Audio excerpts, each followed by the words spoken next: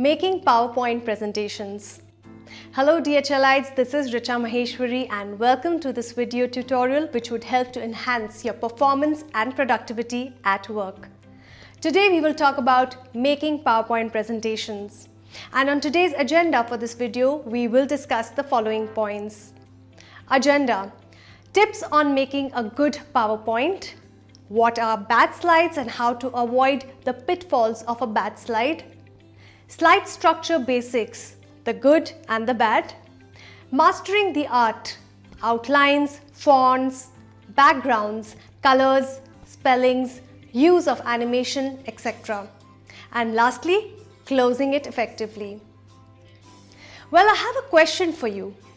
Think of a time when you were asked by your manager or supervisor to make a PowerPoint presentation for an upcoming team meeting. Well, were you all excited to start your preparation of making a presentation, or did you have queries and doubts about how to really get started in the process? Well, making a PowerPoint presentation is a part of our day-to-day work life.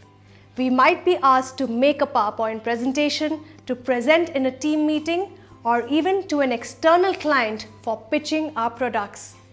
Whatever the need may be, it is essential to know how to make your PowerPoint slides effective as well as attractive. It is indeed essential to create relevant as well as engaging PowerPoint presentation. But creating a good presentation is more than just throwing together a bunch of slides. Not everyone knows how to make a good presentation. Here, I'm going to share with you some handy tips to make a good PowerPoint presentation. The first one is know your audience.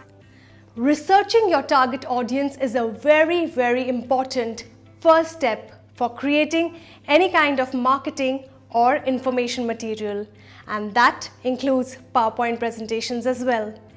If you really want your presentation to be successful, learn all that you can about your audience.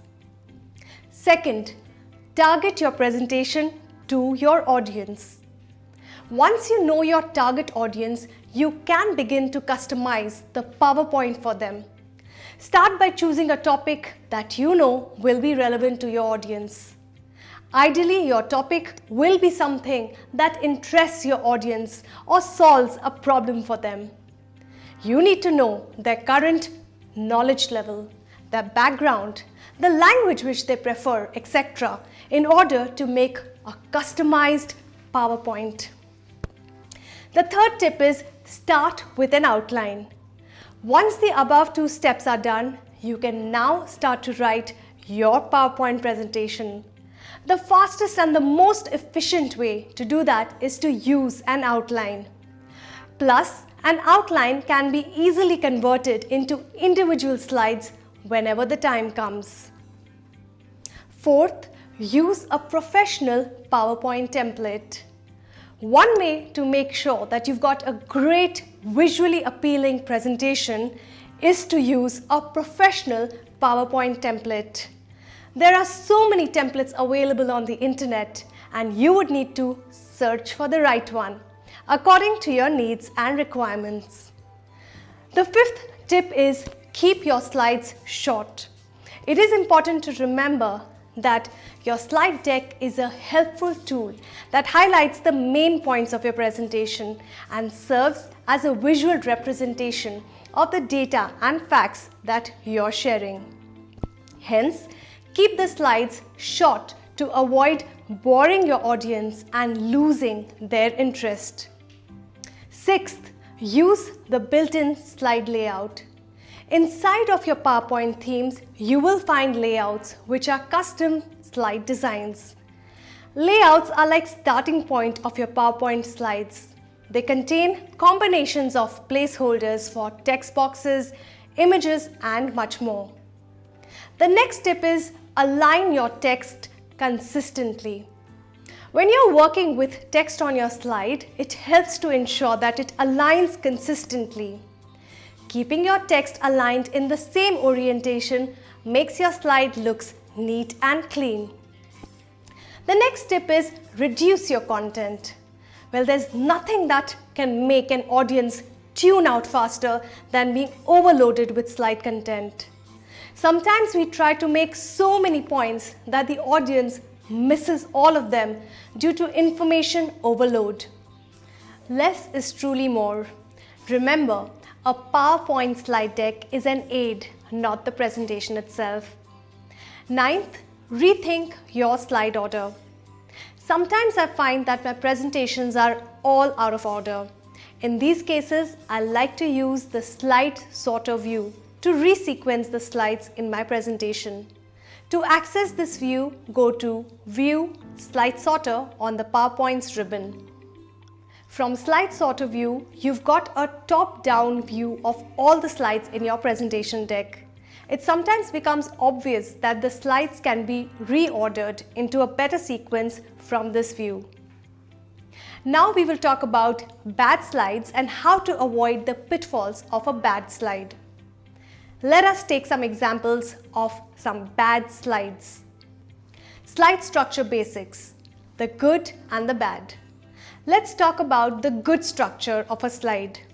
Here are the following: 5 to 7 words per line, 5 to 7 bullets per page, no clutter, skip a and the wherever possible, use one concept per slide, do not use complete sentences, highlights of the subject, avoid pages and pages of text, simple and consistent animation, one template or background, consistent use of colors as fonts, bold and italics used sparingly, clip art used only wherever appropriate. Now let's look at the bad structure of the slides.